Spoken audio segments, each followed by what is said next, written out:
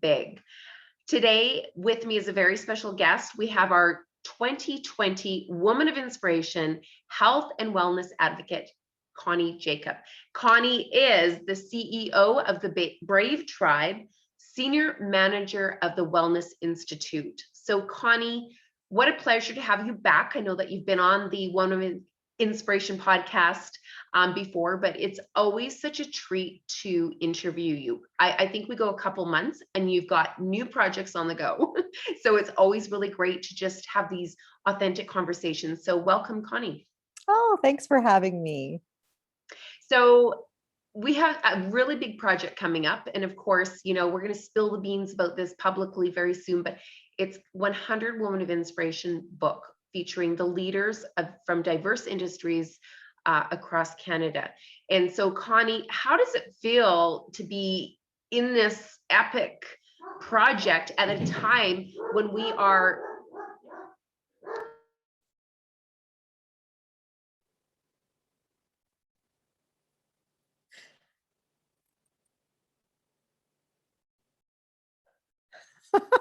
I have a dog. Don't worry. I get it.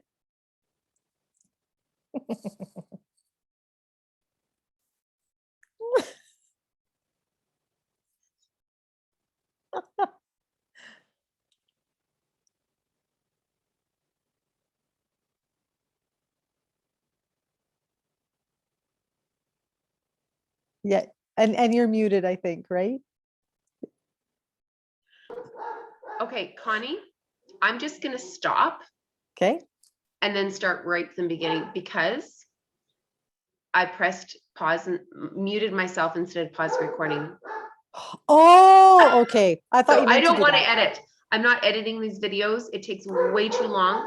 I just roll with it. And I haven't got, you know, it takes the production piece on like editing little bits and pieces out. I'm not going to do. So let's press.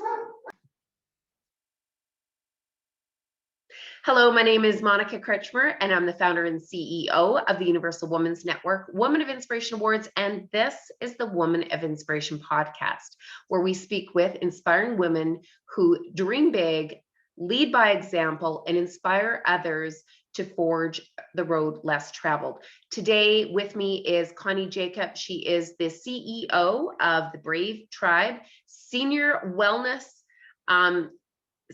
Manager at the Wellness Innovate, and our 2020 Woman of Inspiration Health and Wellness Advocate.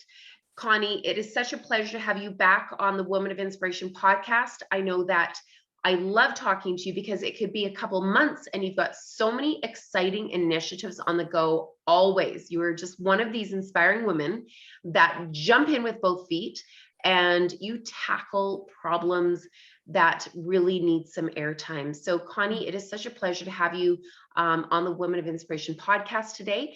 And for those that are listening, Connie is also one of our 100 Women of Inspiration book contributors that we're releasing this September. So super excited about that. And we're going to dive into a few of those questions really to tell your story, Connie, because it is such an extraordinary story.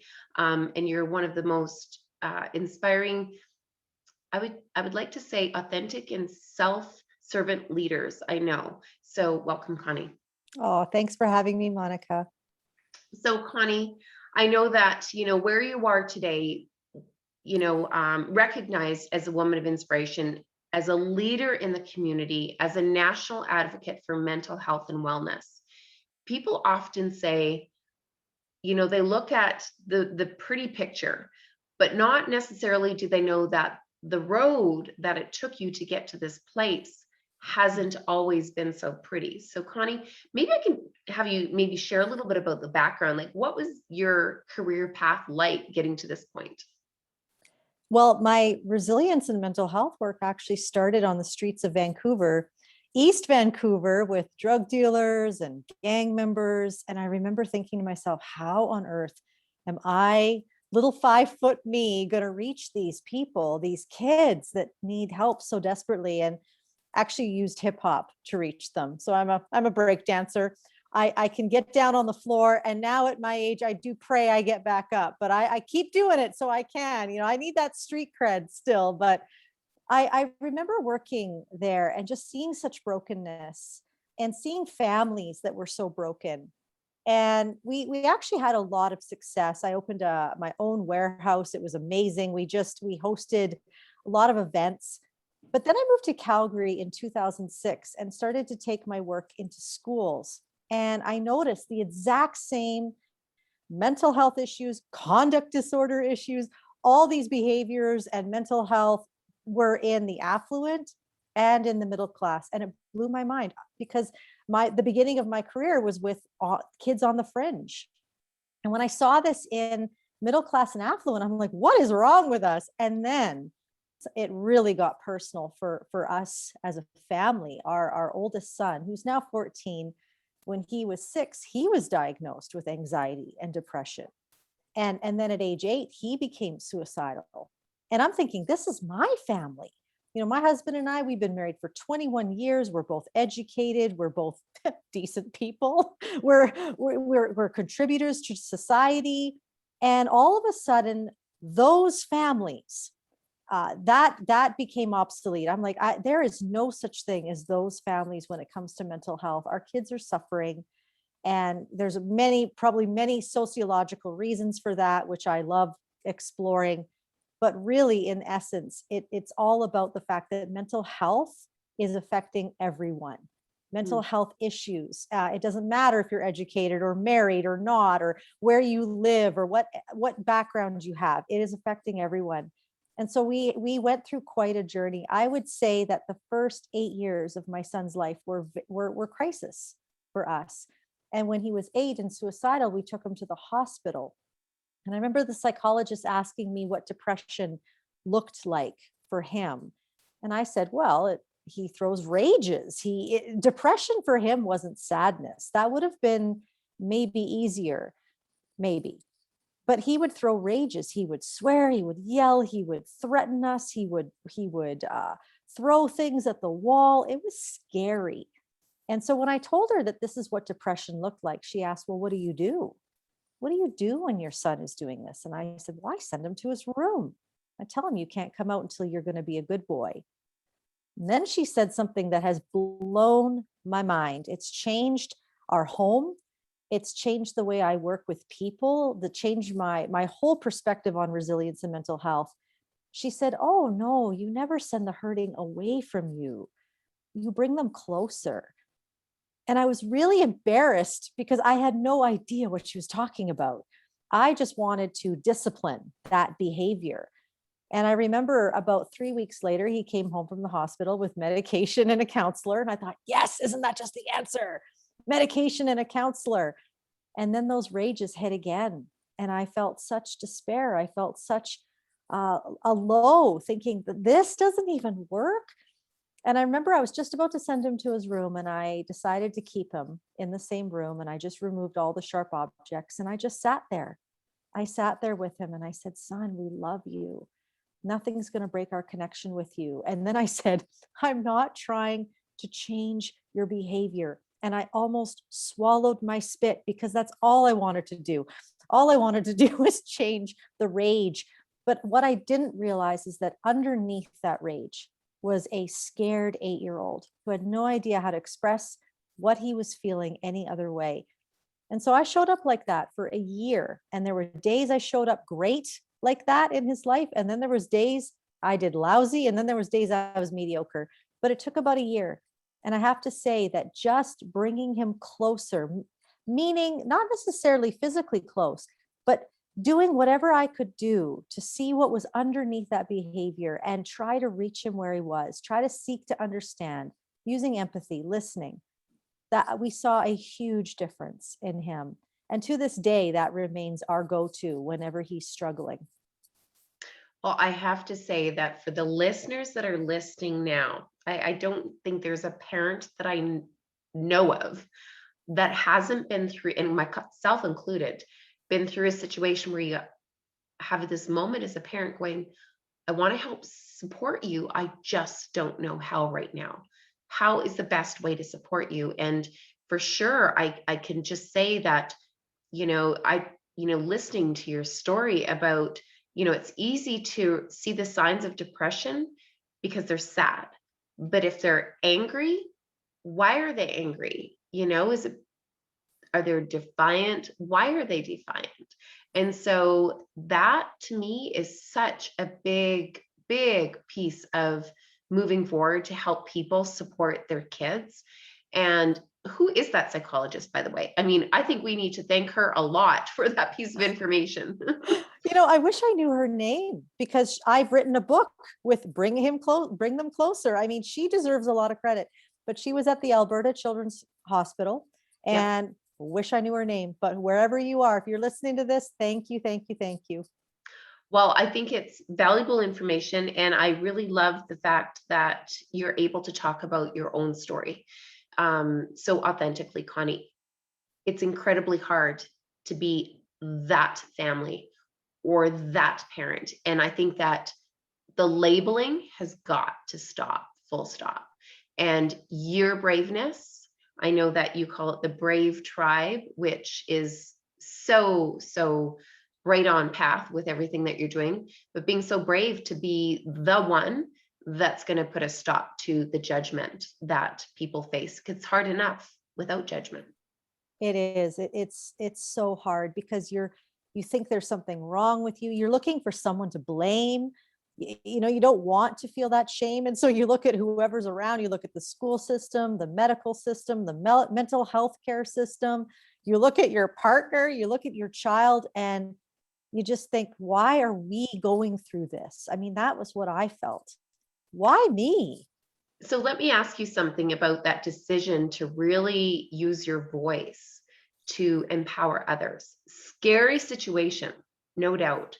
You took it upon yourself to write a book about your experience as well. So maybe you can tell our listeners about, what you did in order to, bring it. First, what was the decision that you're like, I got to make this public? And number two, the steps that you took to make it public to help serve others.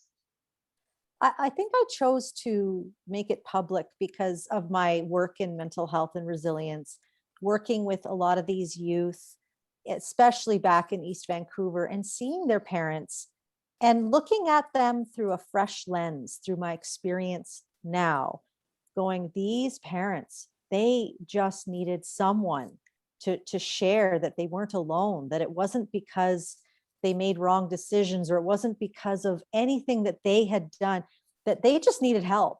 And then I looked at all of the stats, and I thought 1 out of every 5 kids are struggling with a mental health issue. Suicide is the second leading cause before COVID of death for young people. It's now the number 1 leading cause of death for young people. And I'm thinking, all of those stats are attached to real people. And why is no one speaking up about this? There's people suffering behind closed doors. Our homes look beautiful. Our cars look beautiful. We look beautiful. And yet, if somebody could be brave, it will maybe give hope to someone just hiding in the corner of their house, wondering, what am I going to do? I am alone. I'm isolated. And a lot of my mental health work is around this idea that belonging creates resilience. Community is what we need when we're suffering. And so I thought, well, then I got to model this. I've got to step out. And I just started sharing on my Facebook just some of the little things that we were going through. I certainly didn't share everything, because some of the things were a little scary. They would have scared people.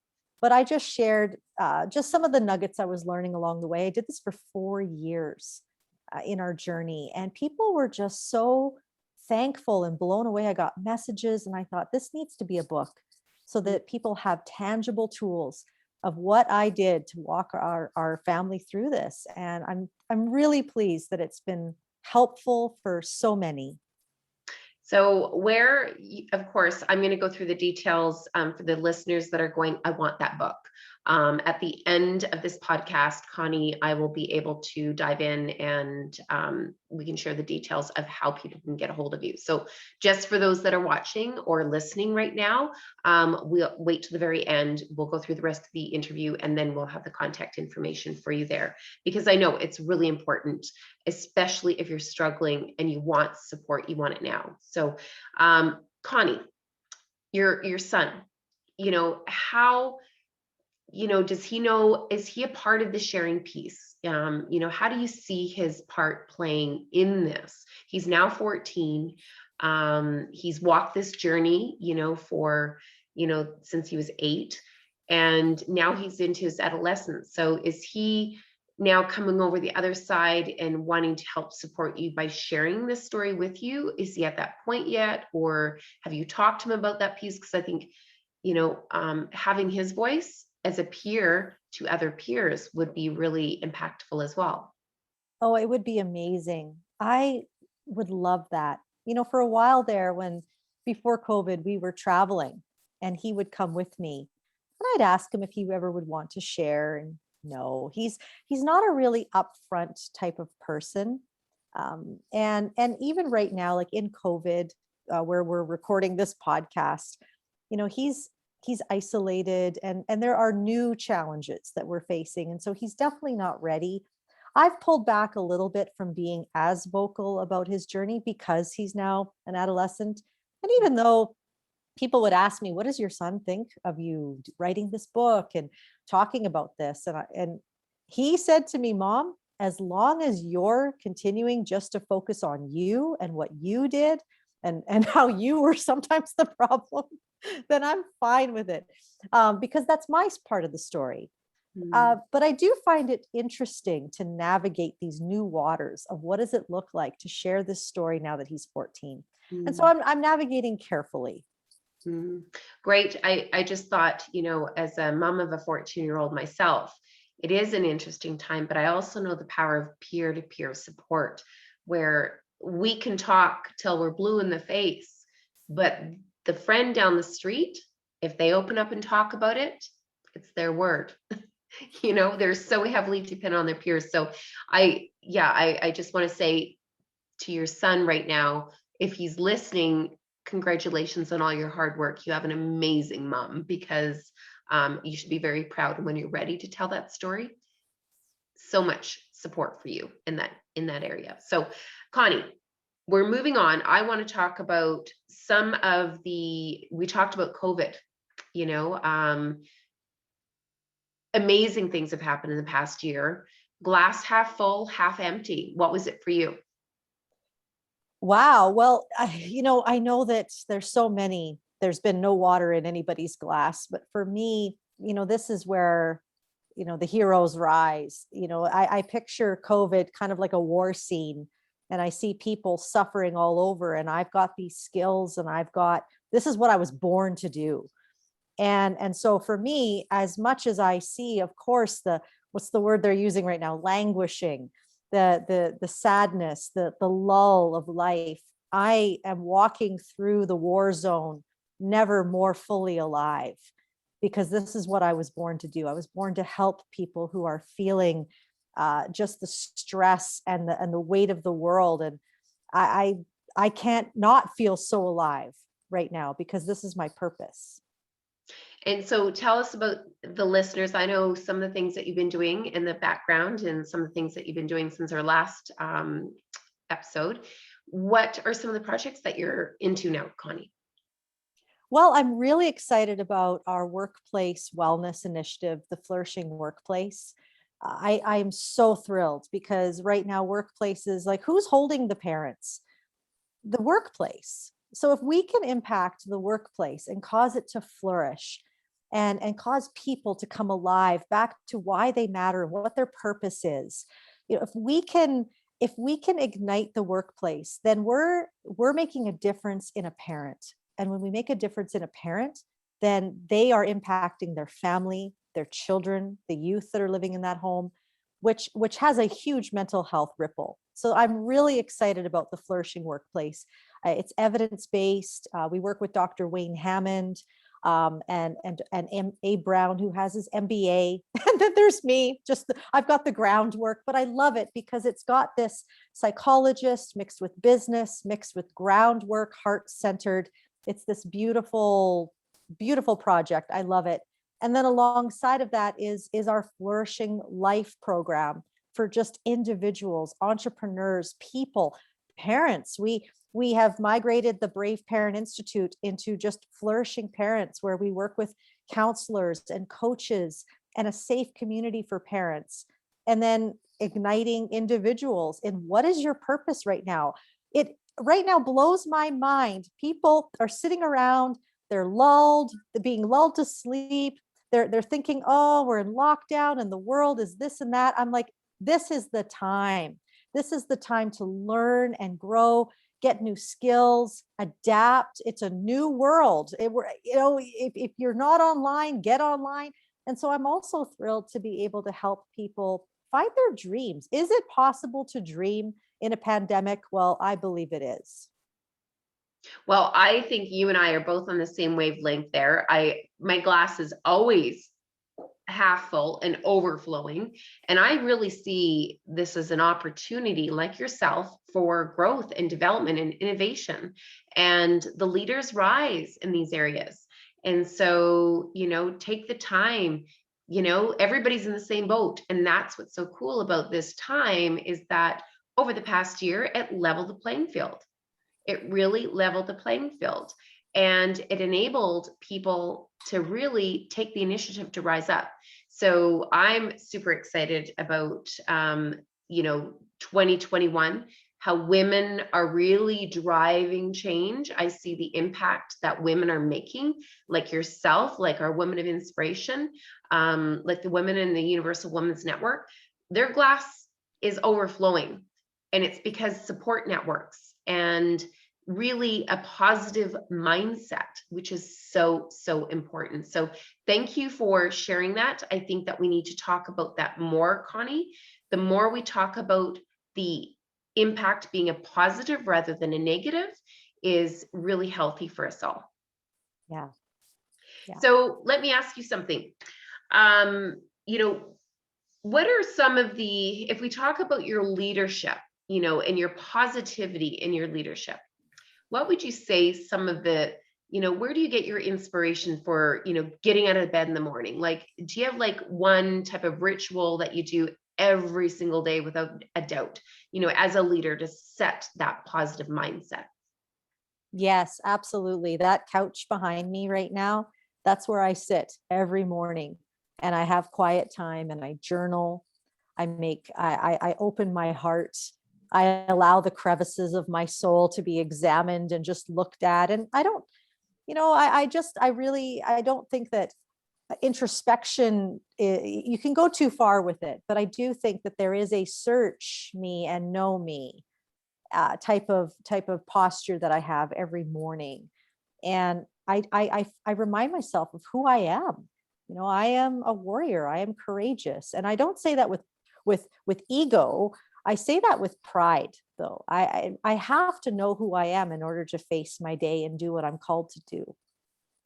And so would you say that it's living through, and I'd like to touch on the resilience piece, how, if you're looking at your situation right now and it's not all roses, that's an opportunity to build resilience.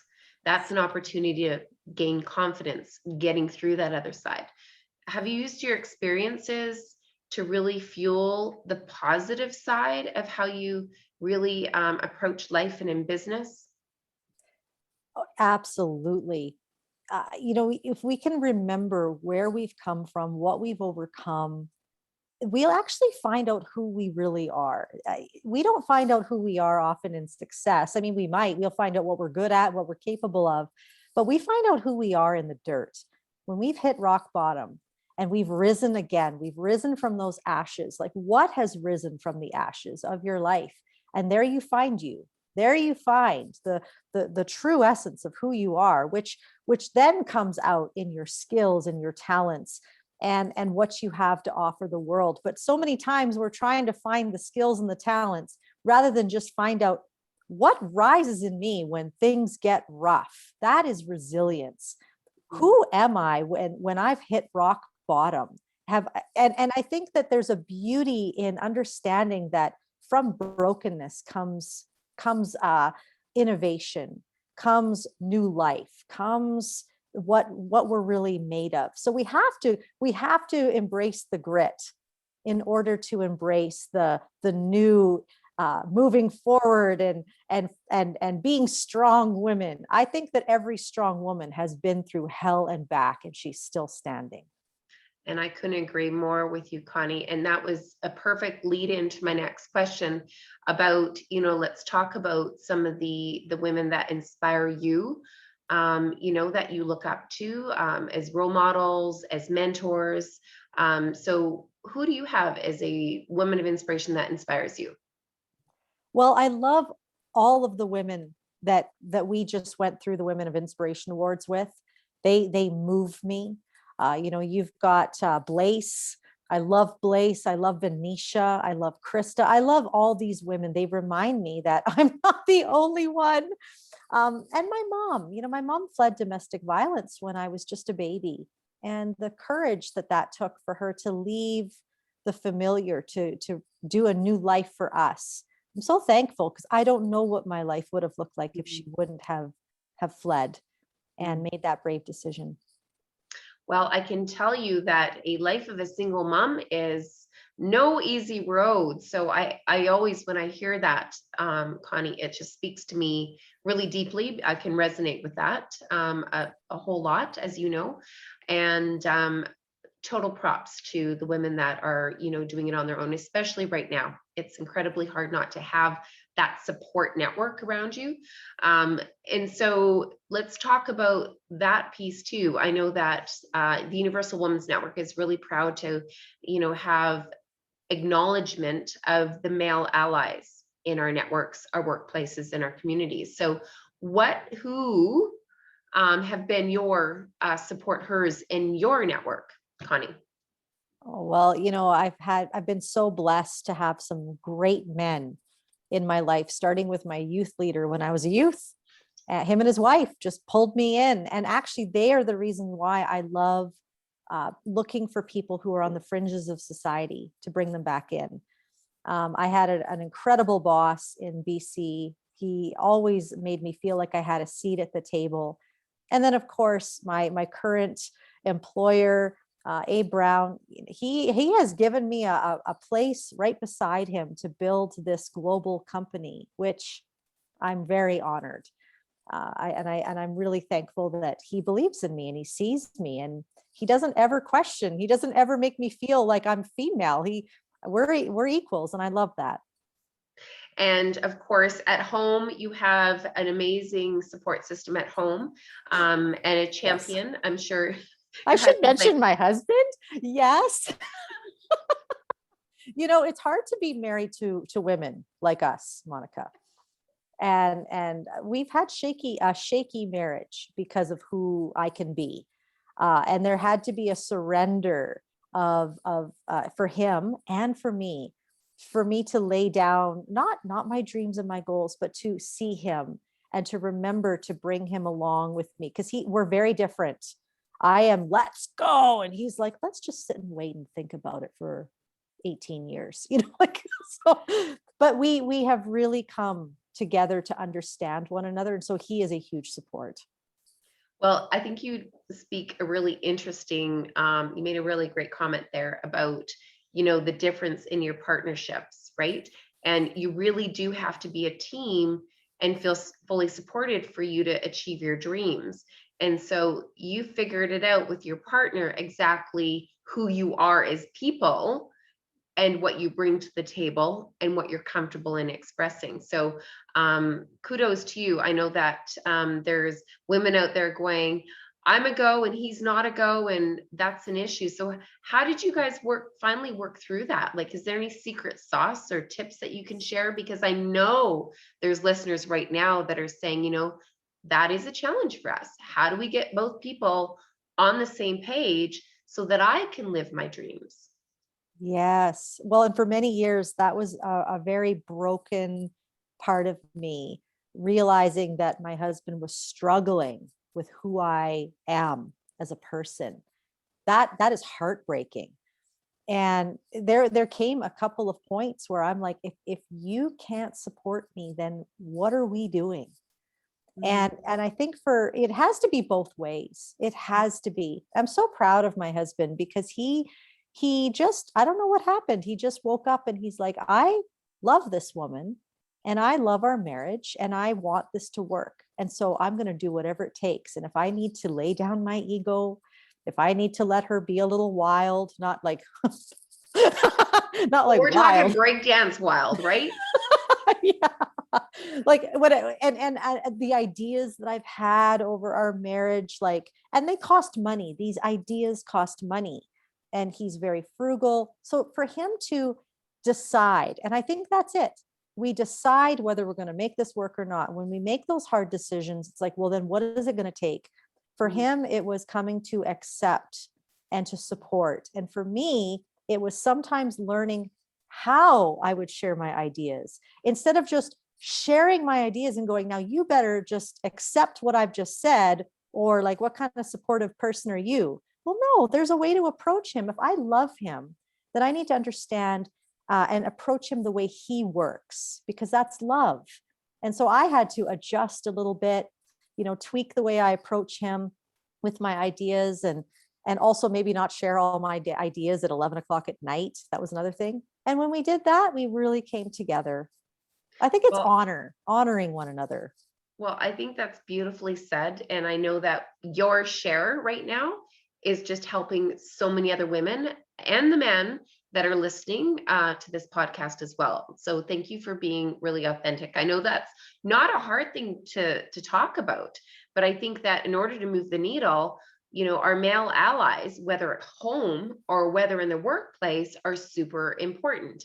And so, we really look forward to embracing more conversations of welcoming men to the conversation so we can actually listen and they can learn from us as well. So super awesome. Thank you for sharing. I know it's not totally comfortable to share those things, but that's what makes you so beautiful, Connie, is you completely say it the way it is.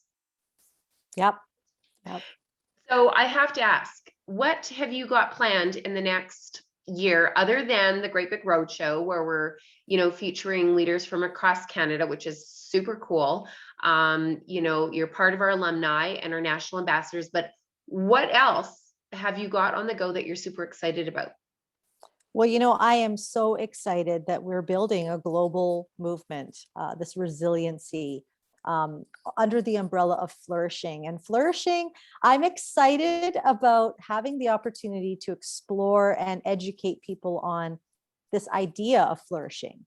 What is it? It's actually from positive psychology. I'm excited to see the dreams of people rise up. If there's a reason for it, if there's a reason why we're launching this, it's because people deserve, it's your birthright to enter into your purpose. And you need to, the idea that everyone matters.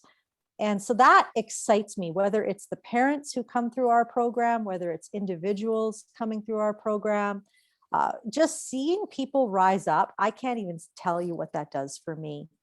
And then just one of my own little things that I'm doing right now is I am getting some coaching to possibly do a TEDx talk, I should say. And I don't know if it'll happen, but I'm excited. I'm on the journey and I'm an artist. So I'm all about process over product and I'm enjoying it. Very cool. Well, I look forward, and anything we can do to support you in that area, of course. We'll be right on that train to help support you, Connie, because that's a pretty big deal. And that's a great stage. Again, it's a stage where you can share your message and share your expertise and your awesome power, right? And your voice that you have with all this lived experience. So Connie, I could be talking to you for days and days. I really just love and adore you.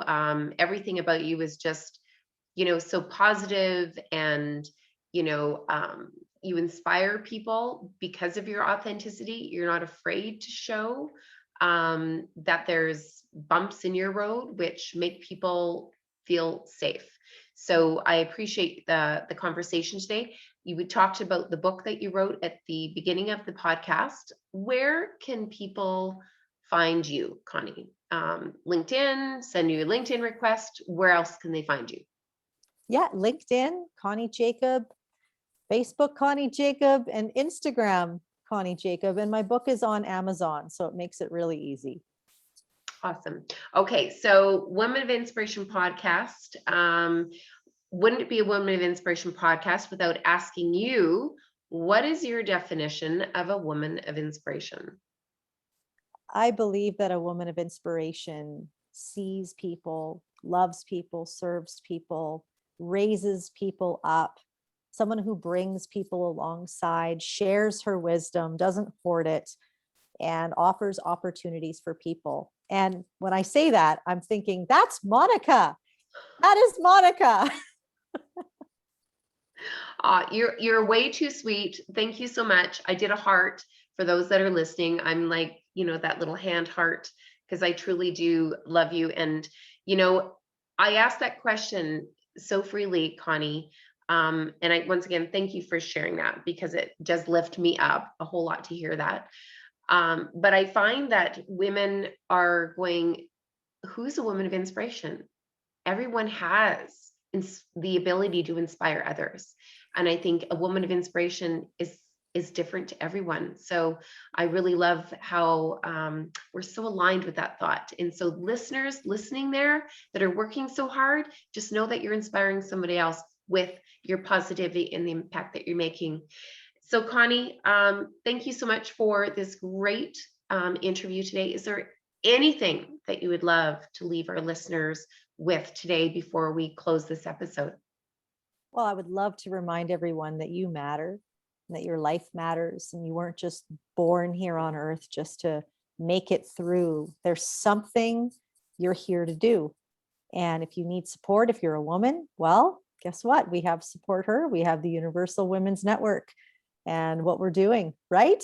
We have that, of course, and please, so thank you everyone, and thank you, Connie, for that advertisement. That was really lovely. That is a perfect example of how you champion for another woman, I have to say. So thanks again, Connie. We look forward to this epic journey on the 2021 Roadshow. Of course, we have 3 graphics trucks on the roadways. Your face is on all 3 of those trucks that are across North America. So that huge, goal of reaching these global people, that's not so out of reach when you're involved in projects like that on such a massive scale. So we look forward to having you a part of the entire journey. And we encourage all of our listeners and our viewers to follow along and hear more from our Woman of Inspiration. And thank you so much for joining. Take care. Thanks, Monica.